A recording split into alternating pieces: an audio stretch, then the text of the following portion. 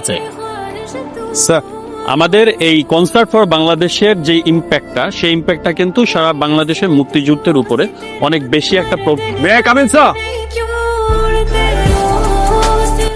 একটু অপেক্ষা করো, তোমার জন্য ঘোড়ার গাড়ি আনতে পাঠিয়েছি বাদ্যযন্ত্র সহ।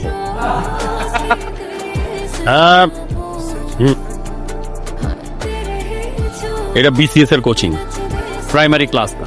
স্যার বিসিএস এর কোচিং হোক আর প্রাইমারি স্কুল, শিক্ষকের মর্যাদা কিন্তু সবসময় এক জায়গাতেই থাকে। বুঝলে, বসো।